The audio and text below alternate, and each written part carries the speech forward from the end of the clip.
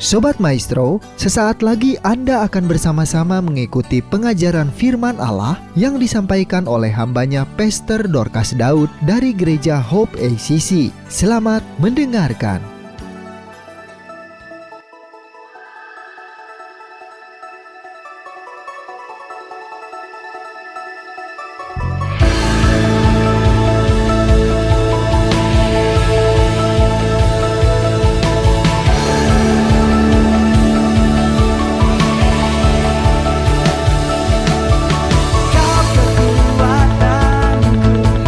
Kau sumber pengharapan dan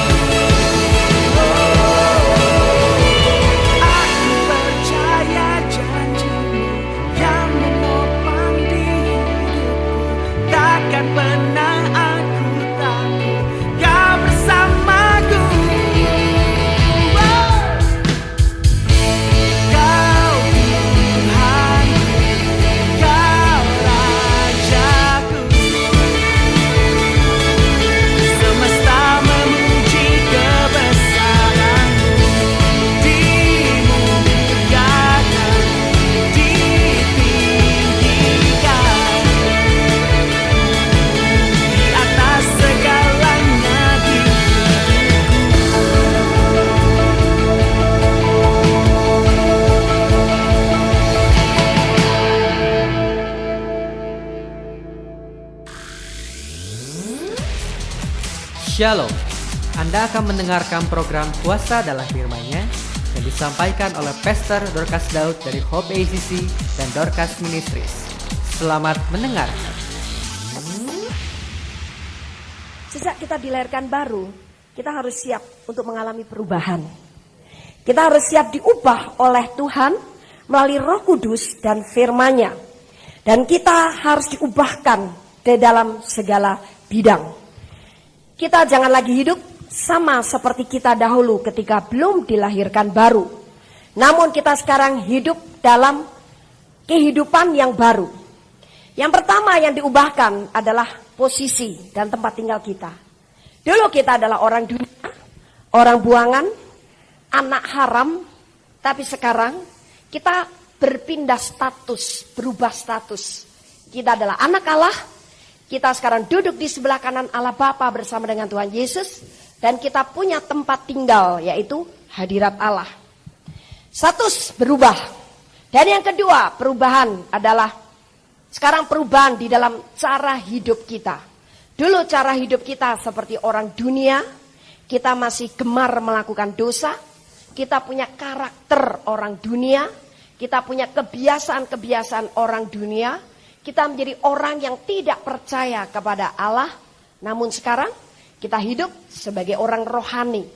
Kita hidup di dalam firman-Nya. Kita hidup di dalam Roh Kudus-Nya.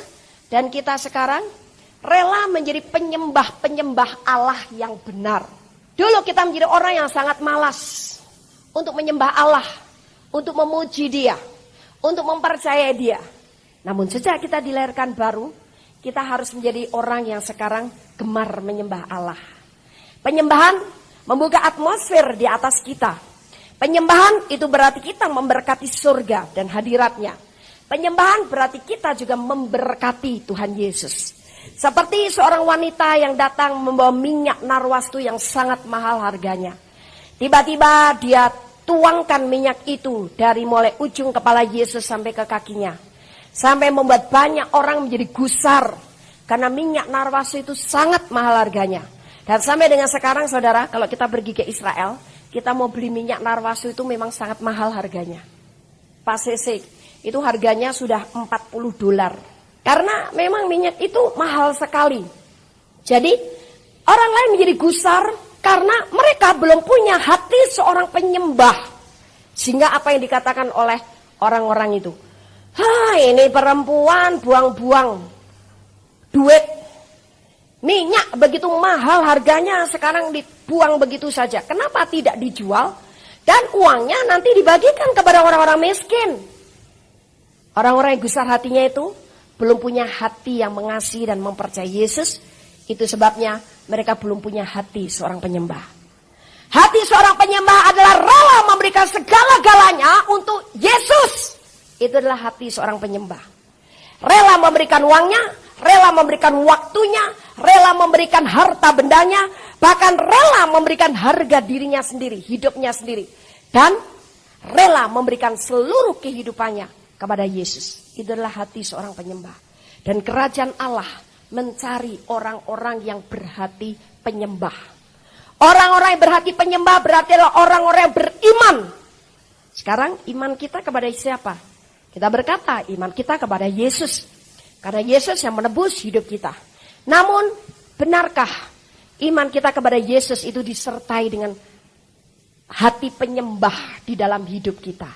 Kita terlalu perhitungan dengan Tuhan. Kita perhitungan waktu, kita perhitungan uang, kita perhitungan harta benda, kita perhitungan diri kita sendiri, kita perhitungan segala pertimbangan di dalam pikiran kita. Sehingga seringkali Tuhan hanya mendapat sisanya dari apa yang kita miliki. Padahal yang kita miliki semuanya adalah dari Tuhan. Tapi hati seorang penyembah adalah mengutamakan yang terbaik selalu untuk Tuhan. Jadi hati seorang penyembah itu tidak akan pernah perhitungan dengan Tuhan. Bahkan hati seorang penyembah adalah mengutamakan segala-galanya. Nomor satu adalah Tuhan. Termasuk dirinya sendiri direlakan untuk diubah oleh Tuhan. Dulu menjadi seorang pemurung, sekarang dia rela diubah menjadi orang yang selalu gemar bersuka cita. Dulu menjadi seorang yang pelit, sekarang menjadi orang yang murah hati. Dulu orang yang pendendam, sekarang orang yang pemaaf. Dulu orang egois, hidup untuk diri sendiri, sekarang hidup untuk Kristus dan untuk orang lain. Dulu orang yang tukang berzinah, sekarang dia memenangkan banyak orang-orang yang berzinah untuk bertobat kepada Tuhan Yesus.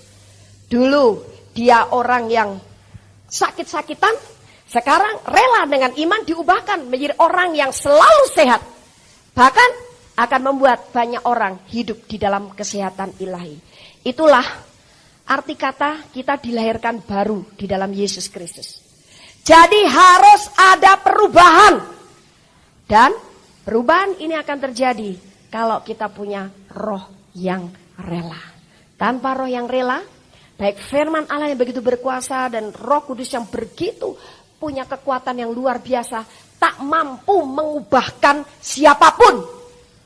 Tapi ketika kita memiliki roh yang rela, dengan cepat maka Allah akan mengubah kehidupan kita di dalam segala bidang. Kalau Yesus Kristus telah mati untuk semua orang dan kita mempercayai akan kematian Yesus itu, maka sekarang kita yang sudah percaya kepada Yesus hidup bukan untuk dirinya sendiri, tetapi untuk Dia yang telah mati dan telah dibangkitkan untuk mereka. Jadi dalam arti kata, kita harus rela mengalami perubahan. Tidak lagi hidup berpusat kepada diri sendiri. Doa pun juga berubah. Dulu doa tiap kali yang didoakan hanya suami, istri, anak, pembantu, pekerjaan sendiri, warungnya sendiri. Tapi sekarang mulai sadar bahwa orang lain butuh untuk kita doakan. Kita mulai memperhatikan orang lain. Kita mulai memperhatikan kepentingan orang lain juga. Kita mulai memperhatikan kebutuhan orang lain. Dan masih banyak lagi. Jadi lahir baru intinya adalah kita harus rela dirubah. Kalau kita tidak rela dirubah, kita tidak ada bedanya dengan orang-orang dunia. Dan kita juga tidak tercatat namanya di sorga. Karena Yesus akan mendapatkan kita layak untuk menerima keselamatan yang kekal. Nama kita tak perlu dihapus dari kitab kehidupan. Ketika kita pertama kali dulu percaya kepada Yesus, mulut mengaku, hati percaya, kita yakin diselamatkan. Namun ternyata nama kita bisa dihapus dari kitab kehidupan ketika Dia tidak mendapati. Kita mengenakan pakaian putih dan kita menang. Sekarang menang atas apa? Menang atas hidup untuk diri sendiri. Sekarang hidup untuk Kristus. Dan otomatis kalau hidup untuk Kristus berarti hidup kita adalah untuk orang lain. Dan mengenakan pakaian putih. Pakaian putih ini adalah kekudusan. Orang-orang yang dikenakan pakaian putih atau jubah putih berarti adalah orang-orang yang sudah dikuduskan. Arti dikuduskan itu adalah dikhususkan buat Tuhan. Kapan kita menerima saat-saat pengkhususan diri buat Tuhan? Ketika engkau mengalami kelahiran baru. Saat itu engkau sebenarnya sudah dikuduskan untuk Tuhan. Jadi kita bukan lagi untuk dunia, tapi untuk Kristus. Kita bukan lagi untuk diri sendiri, tapi untuk orang lain juga. Untuk Tuhan. Nah, kita sekarang dikenakan pakaian putih. Namun Tuhan ingin ketika Dia menjumpai kita, kita tetap mengenakan pakaian putih. Kita mengenakan pakaian kekudusan, dikhususkan dalam arti berarti kalau kita dikhususkan, kita harus hidup taat kepada firman Allah. Kita dikhususkan untuk hidup di dalam firman-Nya. Karena firman-Nya itu yang menjamin kemenangan untuk kita. Begitu banyak angan-angan dan cita-cita orang yang baru saja lahir baru dalam Yesus Kristus.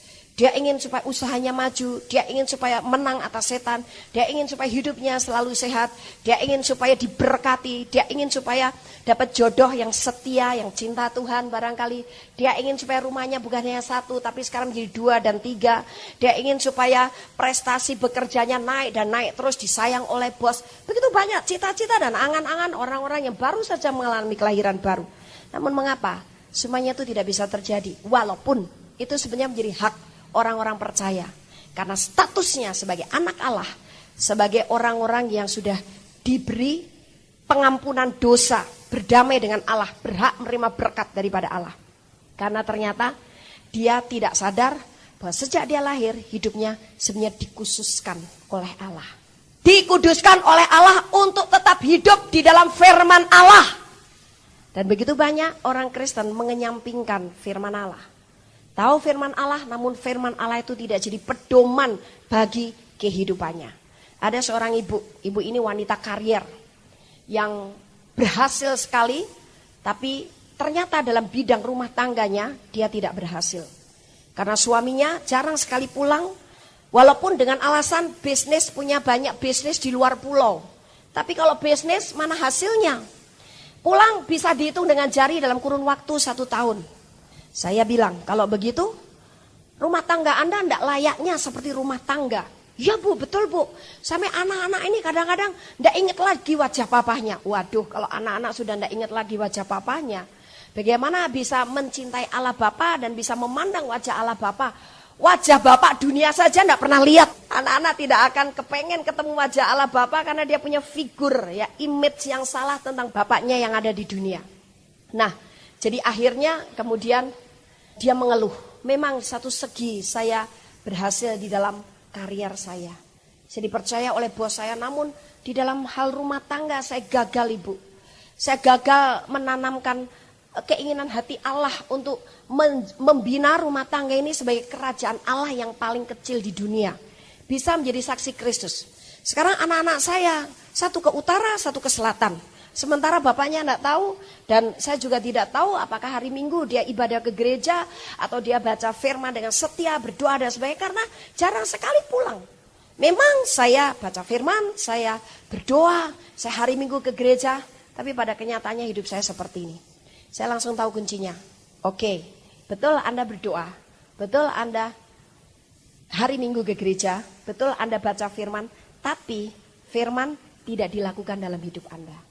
Tahukah Ibu bahwa sejak Ibu lahir baru sebenarnya Ibu ini sudah dikhususkan oleh Allah. Artinya dikhususkan, dispesialkan untuk hidup dalam firman Allah supaya kita menjadi orang-orang yang spesial juga menikmati daripada firman itu sendiri. Firman ini betul-betul harus menjadi pegangan hidup kita. Betapa miskinnya orang-orang Kristen untuk firman Allah. Banyak orang yang mengetahui tentang firman Allah berkata begini dan begitu. Tapi jumlah orang-orang Kristen yang melakukan firman Allah masih bisa dihitung. Nah, itu sebabnya Allah ingin orang-orang yang sudah dikhususkan ini betul-betul menjadi orang yang spesial, menikmati berkat spesial. Kuncinya khusus hidup dalam firman Allah saja. Anda perhatikan ketika Anda khusus hidup dalam firman Allah, satu demi satu janji-janji dalam firman Allah itu akan terjadi dalam hidup kita. Itu juga yang menjadi syarat atau konsekuensi sebagai seorang penyembah. Namun seorang penyembah adalah berarti orang yang punya kerelaan untuk mempercayai sesuatu yang dia sembah dengan sesungguh-sungguh. Sehingga dia rela untuk menjalani, mempercayai semua yang difirmankan oleh Yesus. Kalau kita menyembah Yesus berarti kita adalah orang yang percaya kepada Yesus. Kita juga harus percaya kepada setiap firman-Nya, kepada setiap apa yang diucapkannya. Jadi firman bukan hanya masuk telinga kanan, keluar telinga kiri, tapi untuk menjadi kehidupan kita. Kita mendapat istilah bahwa doa itu adalah nafas hidup kita. Tapi sekarang saya tambahkan bahwa firman itu adalah hidup saudara dan saya. Tanpa melakukan firman, hidup kita seperti orang yang kena sakit asma. Sebentar bisa bernafas lega, tapi sebentar, aduh, sesak, kayak mau mati. Karena di dunia ini banyak polusi udara. Jadi orang banyak yang sering sesak napas. Orang sakit jantung juga dia seperti sesak napas. Sama gambarannya, orang Kristen yang tidak hidup di dalam firman Allah, menjalankan firman Allah, berarti dia tidak punya roh yang rela untuk percaya kepada Allah sepenuhnya. Dia juga hidupnya seperti orang yang sesak napas. Sebentar, wah senang, tapi sebentar down, up and down. Padahal Allah ingin dia menyaksikan kehidupan kita adalah kehidupan yang diberkati untuk menjadi berkat bagi banyak orang. Kita adalah orang-orang yang sangat diistimewakan. Bayangkan saja, kita sebenarnya adalah orang yang semua tertolak dari hadapan Allah. Kita adalah orang-orang yang sebenarnya sudah tidak punya hak untuk menyebut Allah itu Bapak kita. Kita tidak punya hak untuk masuk ke sorga. Bahkan kita tidak punya hak untuk hidup di dalam kelimpahan kasih karunia-Nya. Namun Allah masih memberikan kesempatan. Barang siapa percaya kepada anakku yang tunggal Yesus Kristus, maka dia akan menerima kembali hak-haknya yang dulu sudah terhilang ketika pemberontakan manusia pertama kali. Nah, setelah kita menerima hak itu, apakah hak ini akan kita sia-siakan? Hanya karena apa? Kita tidak mau merendahkan hati sebagai orang yang dikhususkan, dikuduskan dengan jalan hidup sesuai dengan firman Allah. Sungguh firman ini merupakan kehidupan kita yang luar biasa. Saya bayangkan orang Kristen yang tidak hidup dalam firman, kalau tidak seperti orang yang sakit asma, juga seperti tanaman yang layu lama-lama mati. Barangkali batangnya setengah batang masih bisa hidup berdiri tegak, namun daun-daunnya mulai mengering, mulai berguguran, berjatuhan, akar-akarnya juga mulai enggan untuk mengembang, merambat ke kanan dan ke kiri. Karena apa? Tidak cukup siraman kehidupan di dalam dirinya. Tapi kalau tanaman ini cukup menerima siraman kehidupan dari air yang terus disiramkan, maka tanaman ini akan tumbuh dengan segar dan dia dengan sukacita akan melahirkan buah yang bisa dinikmati oleh banyak manusia. Begitu juga kehidupan kekristenan. Firman itu seperti air yang merupakan kunci. Kita mau mati atau mau hidup. Kalau mau hidup, makan firman, berjalan di dalam firman Allah. Tapi kalau mau mati, ya sudah. Firman sekali lewat saja. Oke, aku tahu firman tentang kasih, tapi lewat begitu saja. Oke, aku tahu firman tentang Yesus menebus penyakitku, tapi lewat begitu saja. Kita cenderung mengatasi setiap keadaan, mengatasi kehidupan kita di dalam segala hal dengan cara-cara dunia. Sungguh sangat mengenaskan orang-orang Kristen yang seperti ini. Itu sebabnya kalau firman seperti air, izinkan firman itu terus membasuh, menyegarkan, dan memberikan kehidupan di dalam kita. Begitu gampang Allah itu menggenapi firman-Nya. Tidak usah kita katakan semudah kita membalik tangan. Begitu dia berfirman, sebetulnya segala sesuatu terjadi. Kita ingat ketika bumi kalang kabut dan gelap gulita. Itu tertulis dalam Kejadian pasal yang ke-1.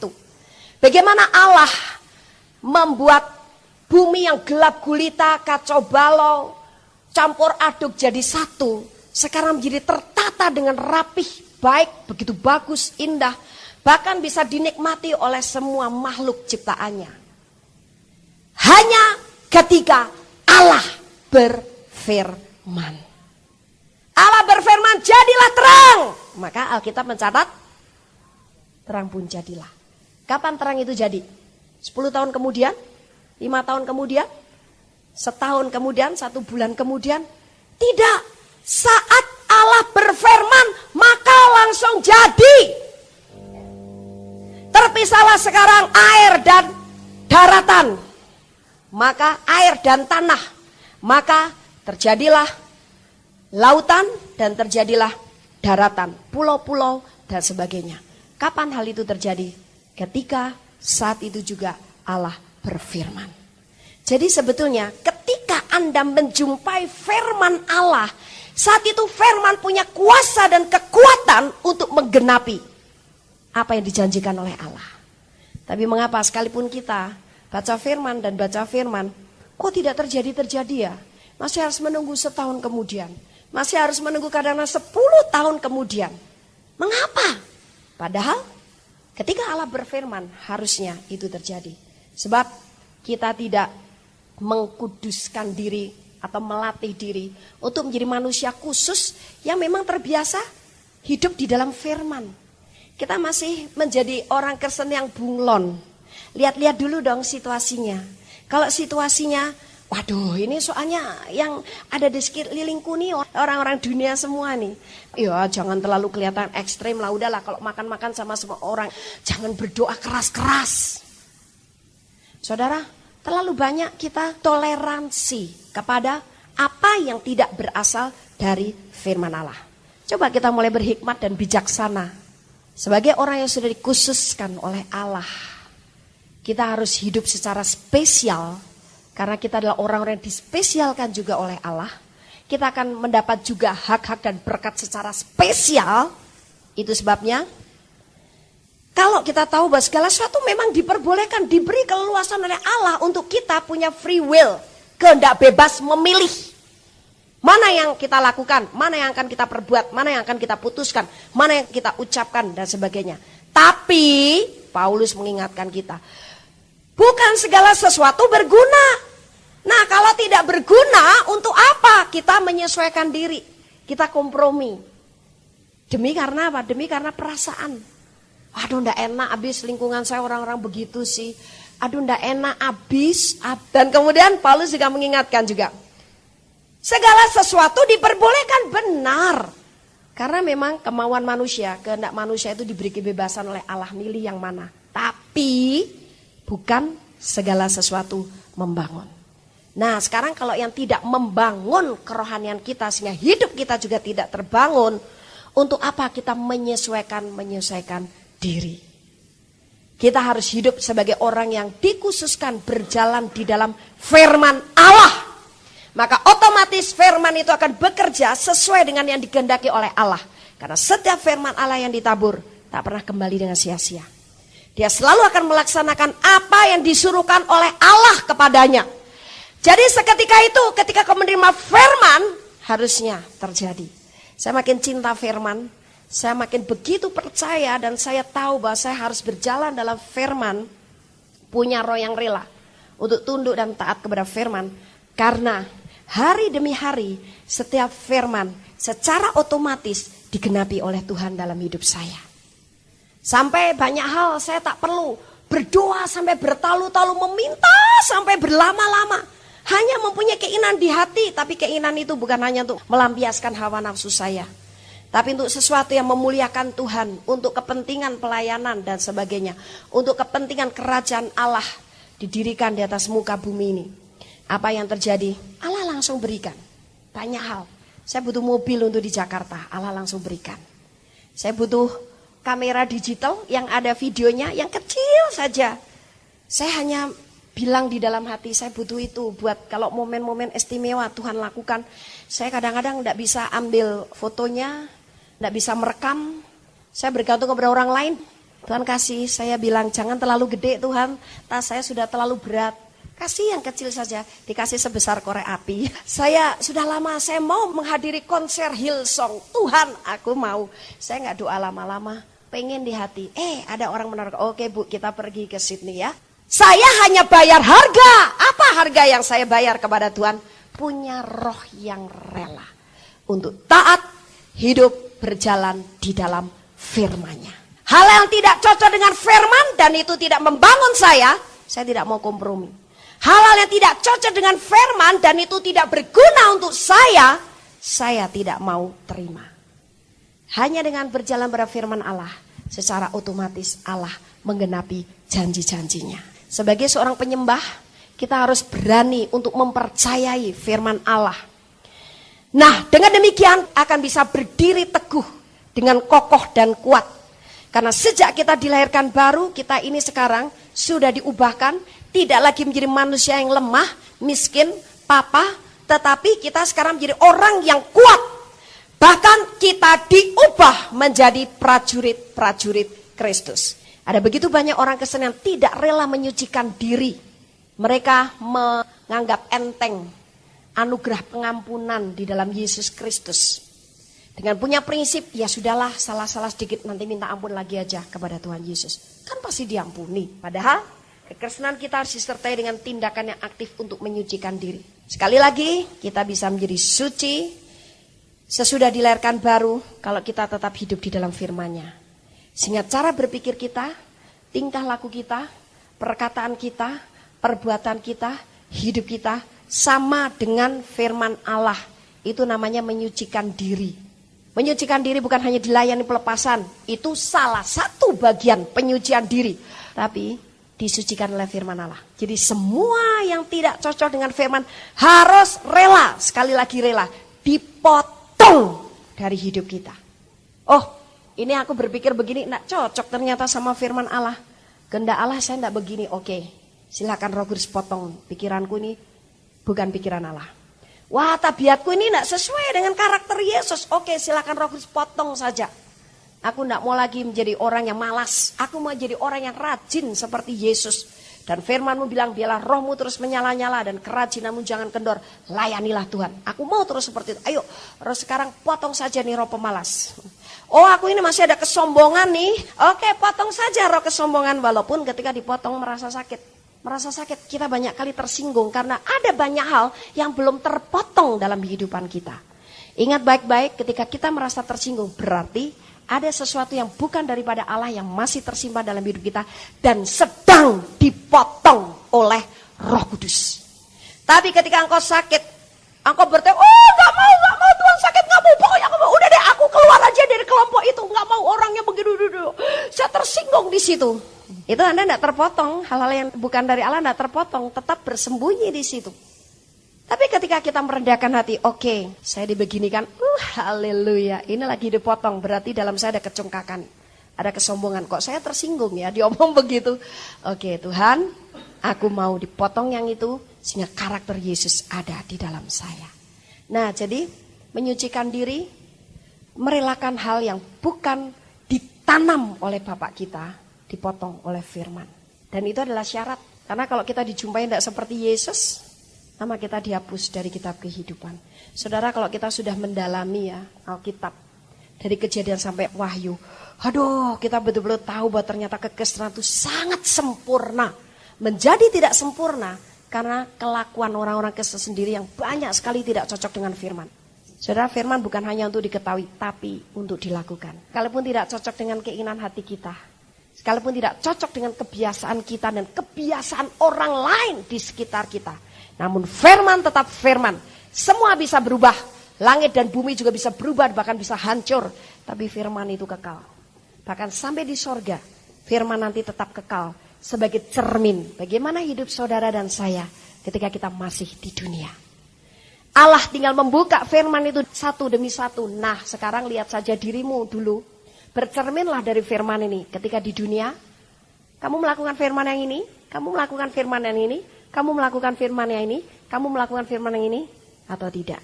Jadi Allah gak susah-susah, nanti dulu ya, tak buka catatanku ya, nanti dulu. Tinggal firmannya diperhadapkan masing-masing kepada setiap kita. Seperti melihat bioskop, tapi disitu tulisan firman, nah tinggal cocokkan aja di hidupmu.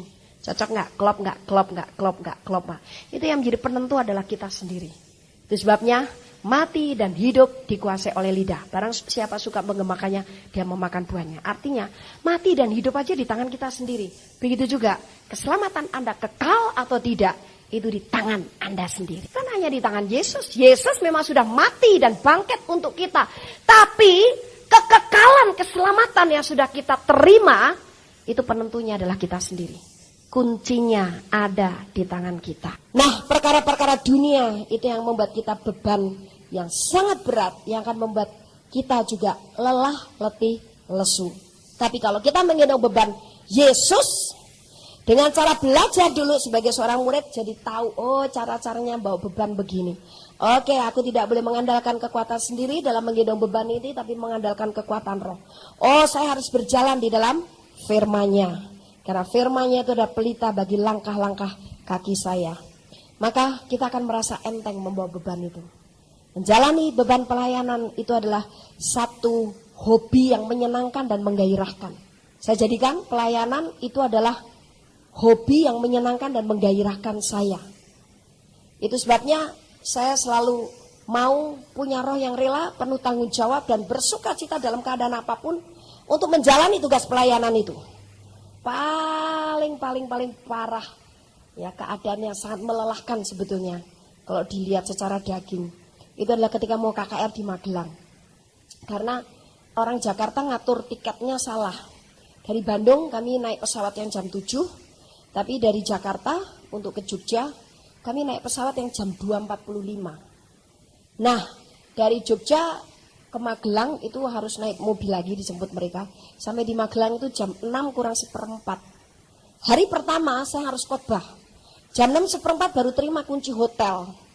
Waduh, sambil nyembah saya mandi, itu badan udah, waduh rasanya kayak pada lepas ini tulang-tulang. Saya hampir nangis. Tapi akhirnya saya teriak, Haleluya, aku mandi air hidup, aku disegarkan oleh Roh Kudus.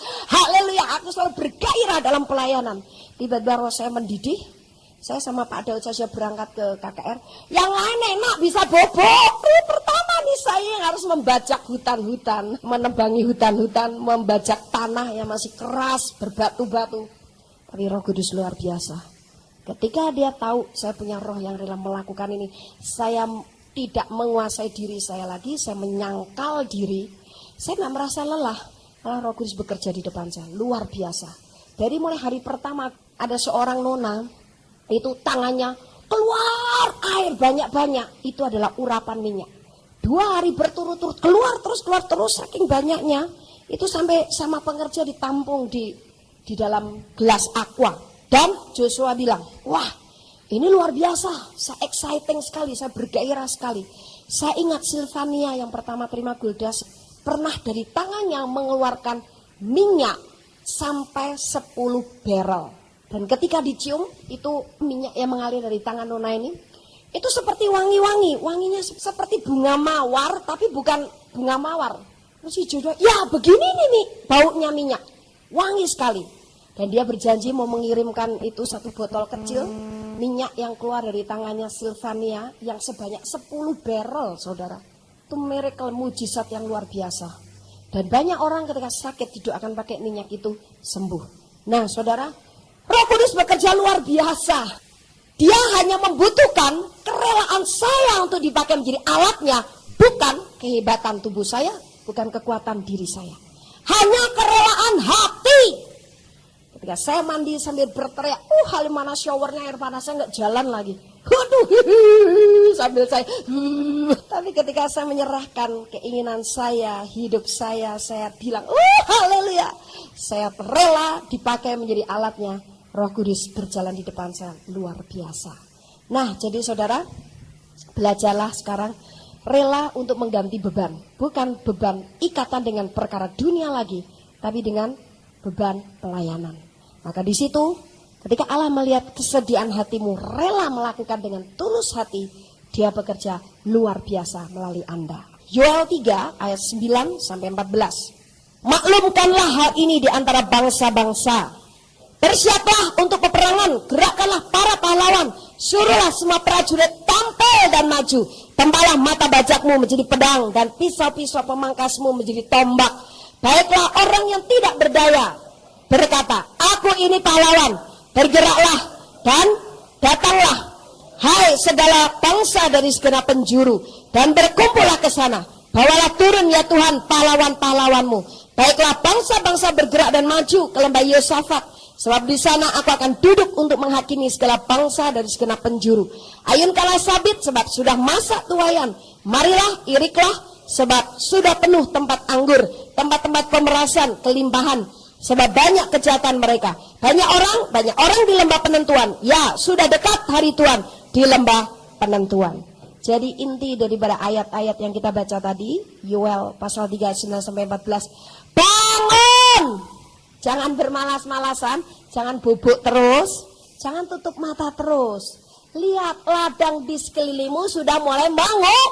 Nih, tuayan banyak. Makanya di sini dikatakan biarlah orang yang lemah saja berkata, aku ini pahlawan. Mana ada seorang pahlawan dia tinggal di kandang terus. Seorang pahlawan dia rela maju ke garis depan, melakukan sesuatu. Dan memang sekarang sudah masa tuaian, masa menuai. Itu sebabnya ayunkanlah sabit, marilah iriklah, sebab sudah penuh tempat anggur dan tempat-tempat pemerasan kelimpahan, sebab banyak kejahatan mereka. Jadi di mana ada kejahatan yang makin bertambah-tambah, di situ sebenarnya masa tuaian. Saudara, saya menjelang akhir tahun, saya dari mulai power sampai kepada retreat akhir tahun, Tuhan menyatakan bahwa 2005 gereja-gereja Tuhan makin dipersempit. Tapi ini bukan berarti untuk membuat kita kecil hati dan takut. Justru pada saat terjadi penyempitan jalan Tuhan, Injil, dan tekanan-tekanan bagi orang-orang kudusnya, umat Allah, disitulah tuaian sedang berlimpah-limpah. Justru orang-orang seperti itulah yang dijadikan Tuhan tuaian besar-besaran bagi kita. Kalau kita mau bangun dan bergerak, maju. Asal jangan tinggal di tempat. Oke, barangkali kita menuai melalui doa-doa kita dulu. Tuhan, buka peluang untuk kami orang-orang Kristen memberitakan Injil, tidak menutup jalan Injil masuk ke sana. Dan masih banyak lagi, dan masih banyak lagi. Saya melayani orang Pekanbaru dan dia bercerita begini, wah, yang ngambil ini relawan dari orang-orang Kristen nih loh Bu, yayasan-yayasan Kristen. Yang ke sana bawa makan, bawa baju langsung dibawa, mereka melayani, nyuapin anak-anak kecil, bawa susu. Orang-orang Amerika yang ngambilin itu bangkai-bangkainya. Saudara, ini satu bukti kalau kita bergerak maju. Saya percaya mereka sambil nyuapin anak-anak kecil yang sudah tidak punya orang tuanya. Mereka bercerita tentang kasih Tuhan. Saya percaya itu. Minimal kita bangun, mendukung dalam doa, berarti kita adalah pahlawan yang maju di garis depan. Nah, supaya apa? Mereka mendapat kesempatan memberitakan Injil dan Tuhan itu bisa kita tuai dengan baik. 1 Korintus 9 ayat 24 sampai 27. Tidak tahukah kamu bahwa dalam gelanggang pertandingan semua peserta turut berlari, tetapi bahwa hanya satu orang saja yang mendapat hadiah? Karena itu larilah begitu rupa sehingga kamu memperolehnya. Tiap-tiap orang yang turut mengambil bagian dalam pertandingan menguasai dirinya dalam segala hal. Mereka membuat demikian untuk memperoleh suatu mahkota yang fana. Tetapi kita untuk memperoleh suatu mahkota yang abadi. Di sini yang perlu kita pelajari adalah menguasai diri dalam segala hal. Bagaimana kita bisa menguasai diri dalam segala hal sehingga kehendak kita betul-betul tunduk kepada rencana Allah yang sempurna. Tidak ada pemberontakan di dalam diri kita, tidak ada kemalasan, nanti dulu deh Tuhan, nantilah saya memberitakan Injil nanti ya, nantilah saya untuk mengampuni orang itu nantilah Tuhan. Oh, saya mau menabur banyak buat pekerjaan nantilah, bawa perpuluhan di gereja Tuhan nantilah. Kita tidak beralasan lagi, tapi kita mendisiplin diri, yaitu dengan cara melatih diri kita beribadah. Ibadah itu mendisiplin baik roh kita, jiwa kita yang terdiri dari pikiran dan daging kita. Jadi ibadah jangan hanya di gereja hari Minggu. Apalagi kadang-kadang yang sudah melayani Tuhan terlalu waktunya sibuk buat pelayanan. Di rumah tidak punya lagi waktu untuk beribadah. Nah, jadi dalam satu pelayanan, siapapun kita sedang melakukan pelayanan apa saja, kita harus menjadikan acara itu atau ibadah atau pelayanan itu adalah untuk kita juga beribadah. Saya selalu kalau sedang tidak berkhotbah, orang lain yang berkhotbah, saya duduk dengan manis. Saya nikmati ibadah itu, saya nikmati pujiannya, saya nikmati firman-Nya. Dan saya merasa diberkati. Butuh hanya duduk diam dengan manis menikmati hadirat Allah.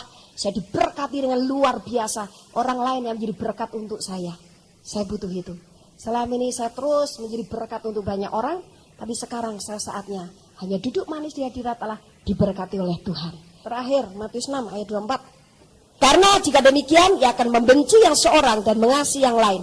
Atau ia akan setia kepada yang seorang dan tidak mengindahkan yang lain. Kamu tidak dapat mengabdi kepada Allah dan kepada Mamon. Pada akhirnya, kalau kita menjadi orang-orang penyembah-penyembah yang benar, kita tidak bisa mengabdi kepada dua Tuhan. Kepada Allah dan kepada Mamon. Atau kepada Allah dan kepada hobi dunia. Kepada Allah dan kepada pekerjaan sekuler yang diutamakan. Ada seseorang yang kalau bekerja dia sampai jam 1 pagi. Tiap kali, oke Bu, saya mau jadi choir, saya mau jadi singer. Latihan kapan ya? Bisa. Akhirnya saya tentukan kan. Oke, latihannya tanggal sekian, jam sekian, hari ini. Nggak datang. Tahu-tahu dia telepon, Bu nggak bisa, saya masih di kantor, saya suruh bos. Saya bilang, loh kamu tiap kali pulang jam 1, pulang jam 12. Kamu ini mengabdi kepada siapa? Oke lah, kerajaan Allah juga tidak melarang kita kerja sekuler. Tapi, jangan hati kita lebih berat mengabdi kepada pekerjaan sekuler daripada kepada Tuhan. Sampai hal-hal untuk kepentingan kerajaan Allah, kita sudah tidak punya waktu lagi. Langsung masuk saja kerja di mana nanti dulu. Kalau itu memperbudak engkau, membuat engkau tidak punya waktu buat Tuhan, berarti kita sudah punya dua Tuhan. Tidak mungkin bisa. Bagaimana kita bisa menjadi baik, sehat, berhasil kalau kita hanya mempercayai satu Tuhan saja. Dan kita memberikan yang terbaik, terutama kepada Tuhan yang kita percayai. Dan kalau kita sekarang hanya percaya kepada Yesus, berarti hidup kita akan berhasil dan beruntung. Kita menjadi penyembah-penyembah yang benar dan kita menikmati semua yang dijanjikan oleh firman Allah sebagai orang-orang yang dispesialkan oleh Dia karena penebusan Yesus Kristus. Amin. Haleluya. Kami percaya Anda pasti diberkati oleh firman Tuhan yang disampaikan oleh Pastor Dorcas Daud STH dari Hope ACC dan Dorcas Ministries. Dan bila Anda memiliki pertanyaan seputar kegiatan pelayanan kami, Anda dapat menghubungi kami di 08 222 703 0006. Sekali lagi di 08 222 703 0006. Sampai jumpa kembali. Tuhan Yesus memberkati.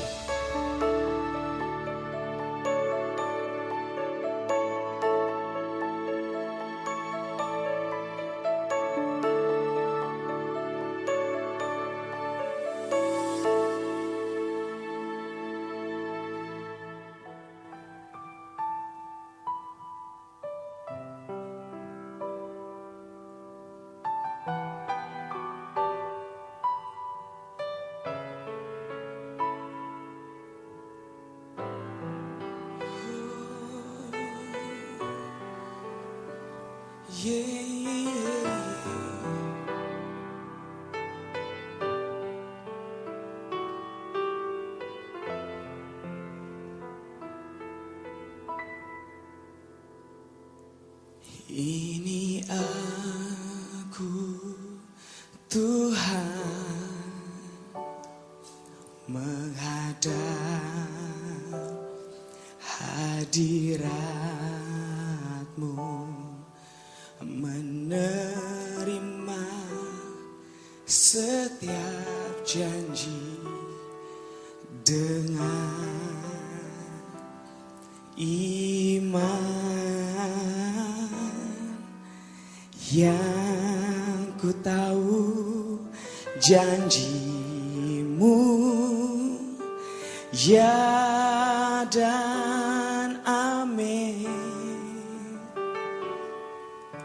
Yang ku percaya perbuatan-Mu tak pernah gagal. Saat Kau menguji aku, Kau temukan emas murni. Ini hidupku, Tuhan, ku berikan sebagai persembahan.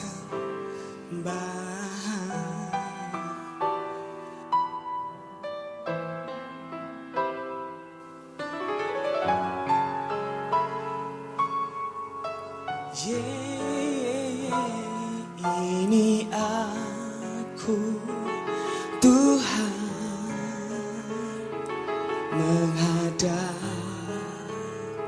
hadirat-Mu,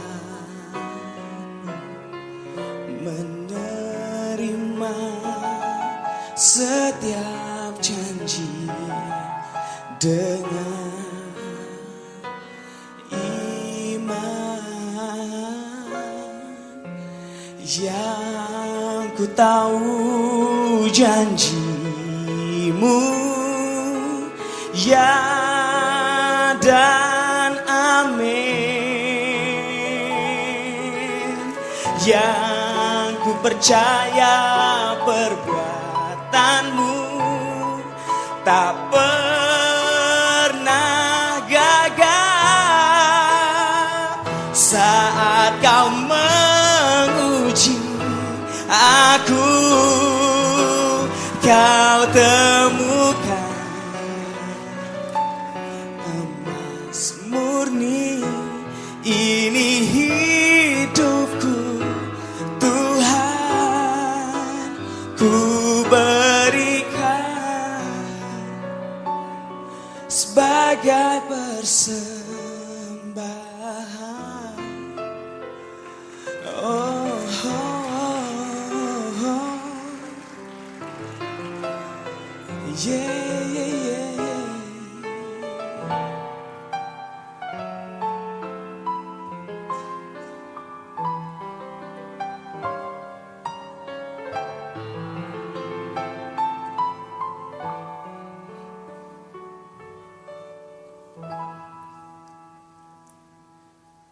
Yang ku tahu janjimu, ya dan amin. Yang ku percaya perbuatanmu tak pernah gagal.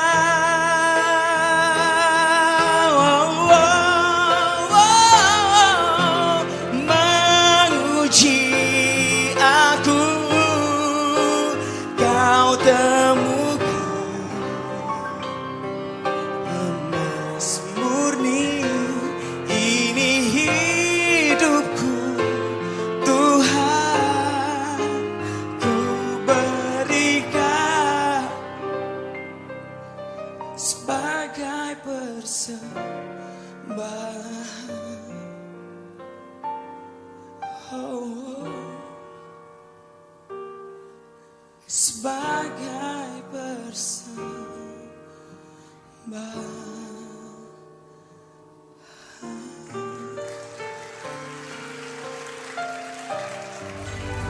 Demikianlah firman Tuhan yang berkuasa telah kita dengar bersama-sama.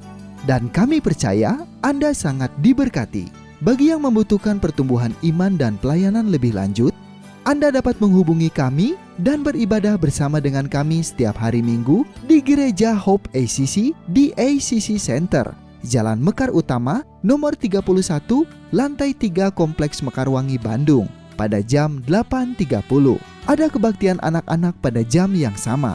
Ikuti juga Breakthrough Prayer setiap Jumat jam 18.30.